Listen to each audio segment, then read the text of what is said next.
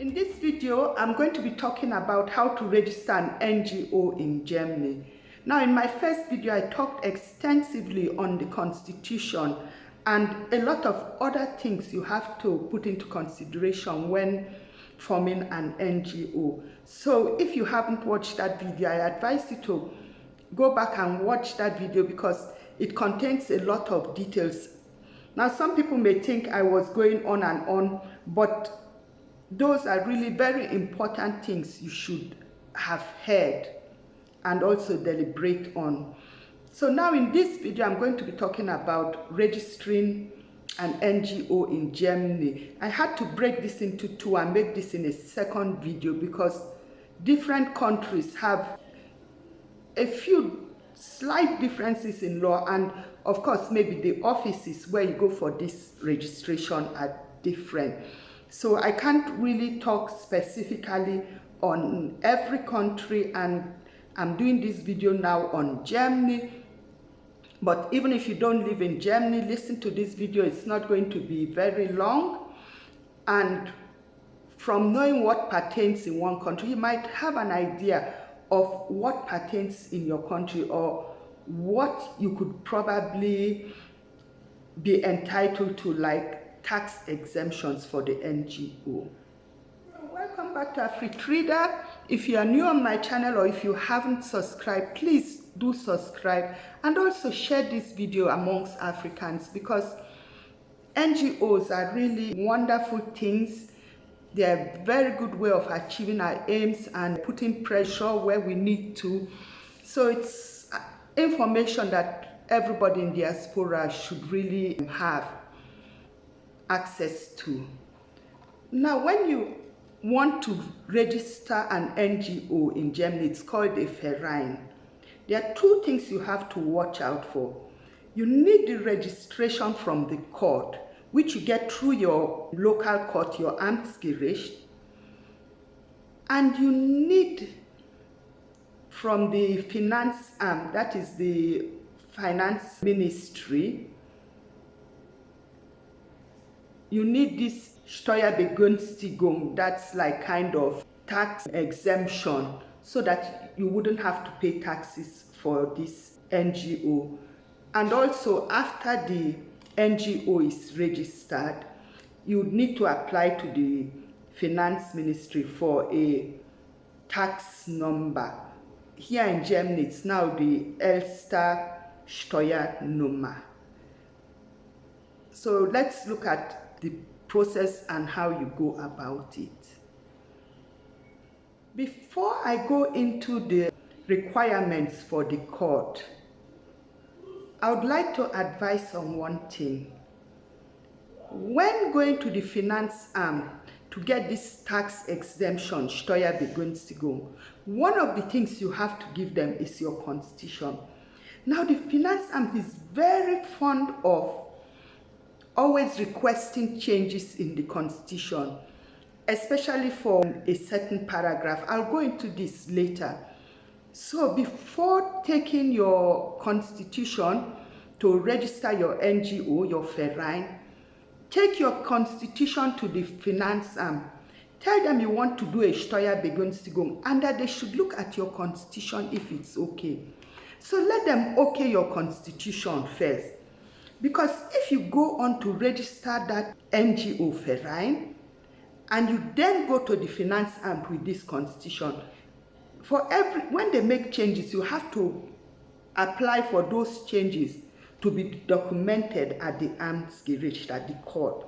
So please, before going into the process of registration, try and get your Finanzamt to look at your constitution and approve it that it's okay. To begin the process, I've explained everything in detail in the first video. So what you do is you would need to call a meeting for the Gründung of the Verein, for the formation of that NGO.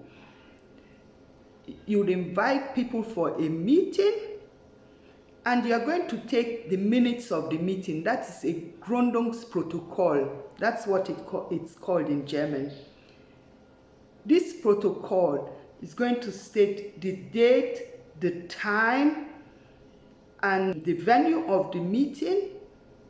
It's going to state that the members came together with the intention of registering a Verein, ein eingetragener Verein, it's called in German. It has to be stated there in the protocol, and the members have to sign this protocol, and also that the constitution is being adopted. So this protocol and the constitution should be signed by the founding members, and you need a minimum of 7 members to form a Verein. It can happen later that some members fall on, and then you can exist with a minimum of 3 members. But to form a Verein, to register it in an NGO, you need a minimum of 7 members who were at that meeting, signed that minutes protocol, and also get them to sign the constitution.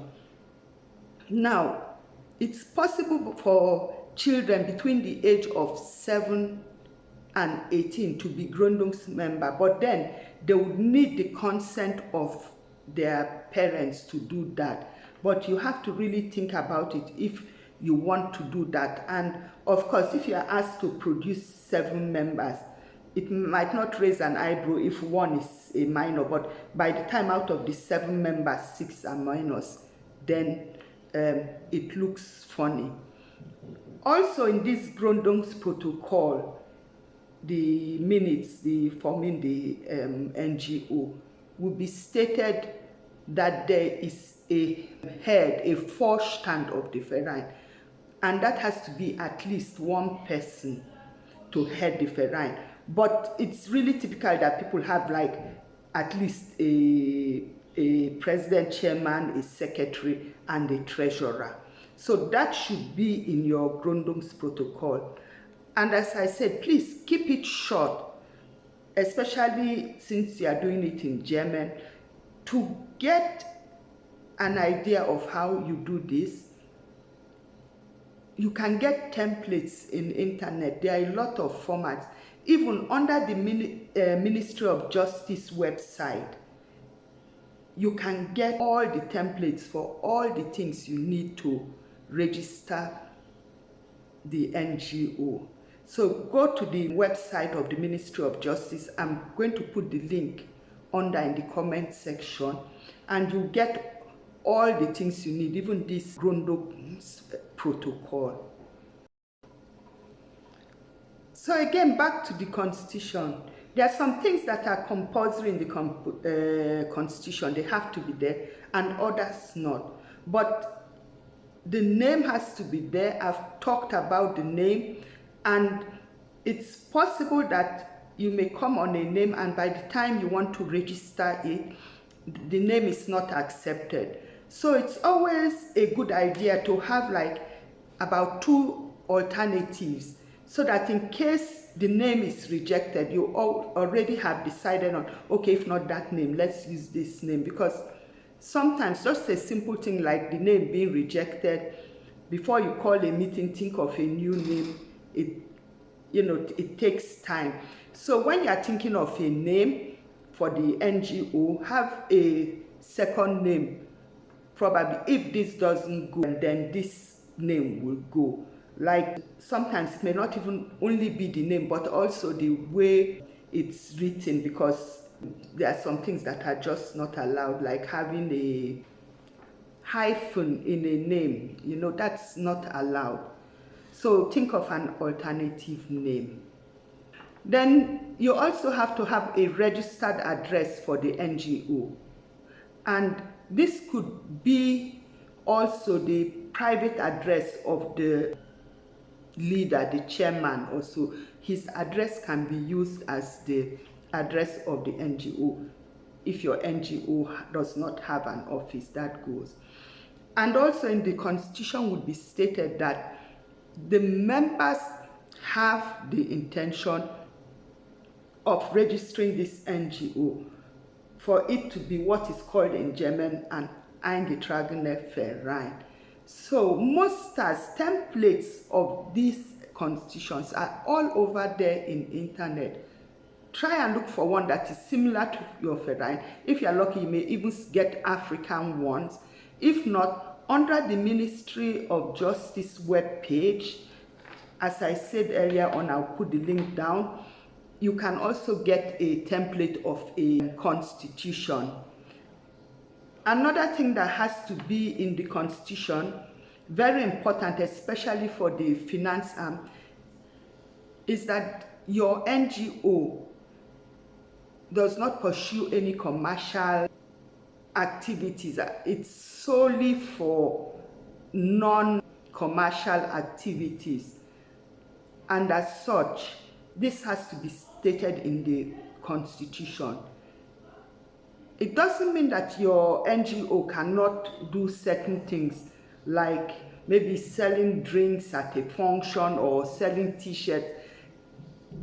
The NGO can make some money, but that money should only be made to assist and support the main purposes of that NGO, which are non-commercial.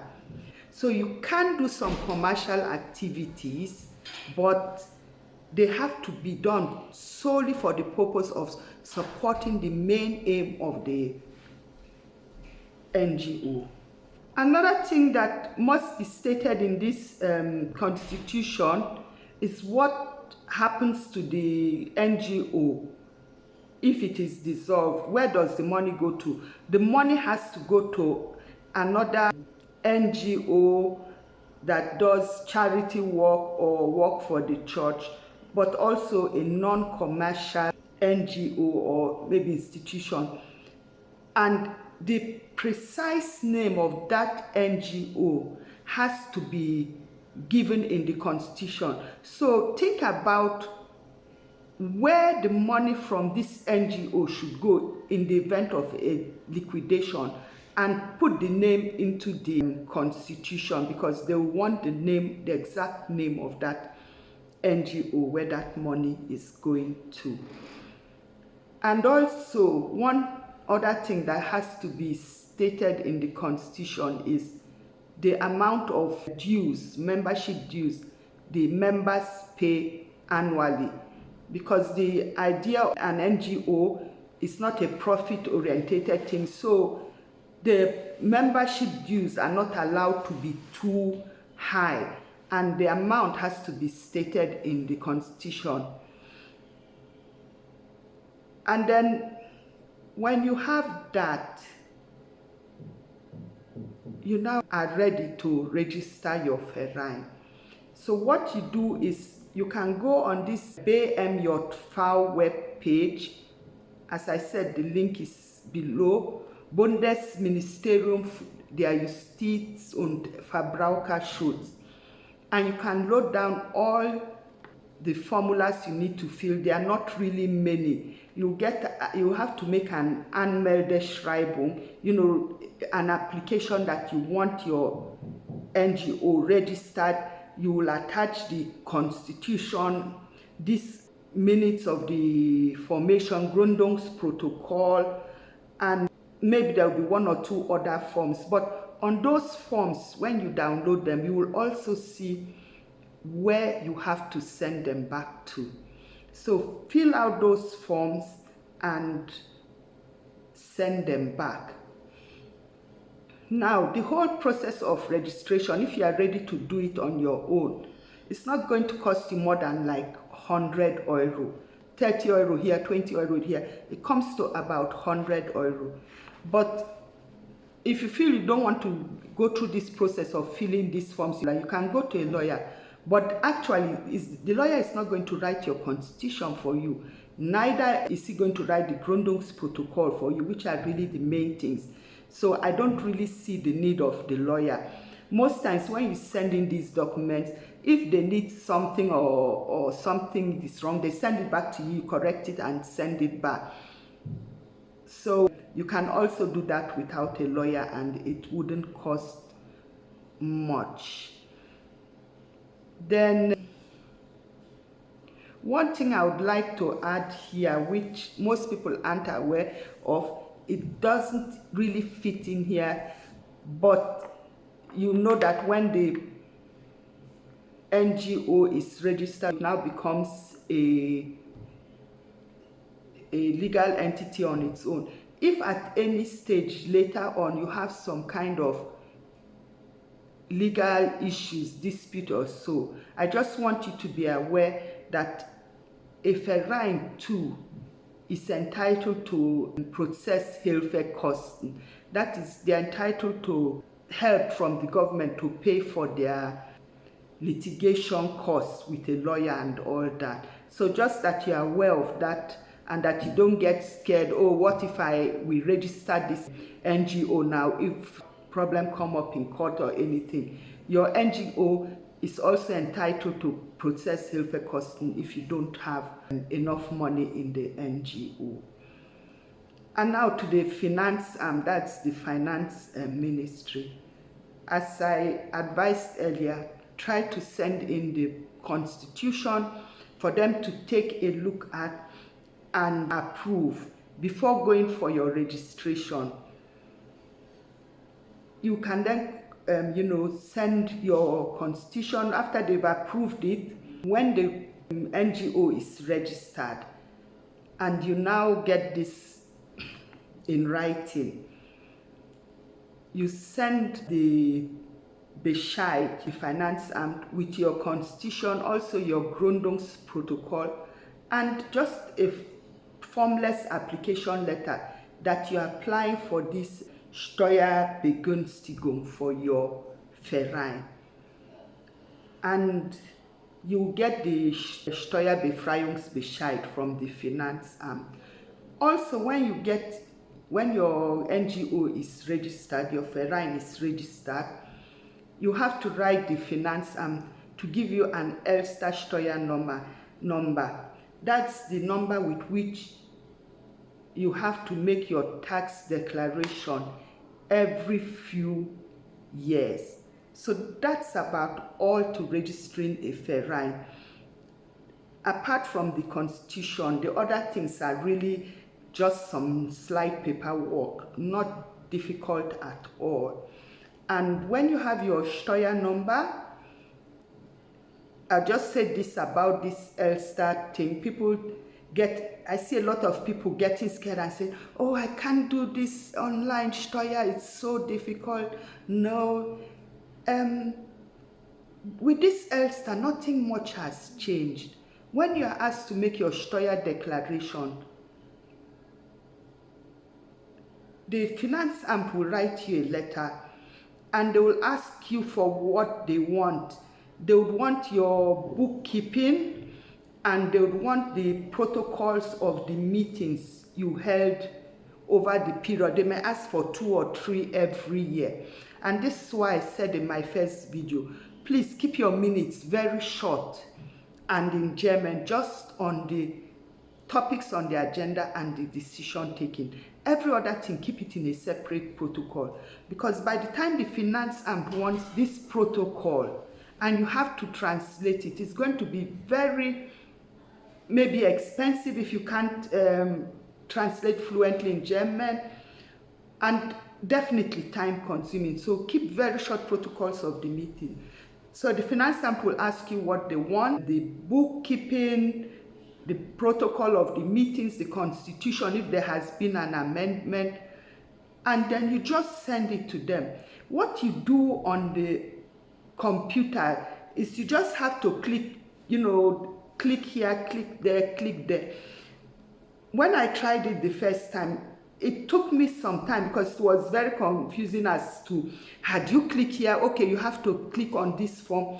But then I would just, Google it, what is this, and I'd find the answer. It's actually not difficult at all. It's just a few clicks, yes or no, about how much is the income of the verein. But the real documents that you have to send into Finanzamt, nothing much has changed there. You are not going to fill in the bookkeeping in the Elster program, or copying all your accounts in there. All those things are still being sent by the post. So you just have to make a few clicks. And anyway, even if you do feel you need a Steuerberater to do that for you, a professional, if you've kept your bookkeeping very tidy, it's not going to amount to much cost. And the tax declaration is done, I think, every 4 years.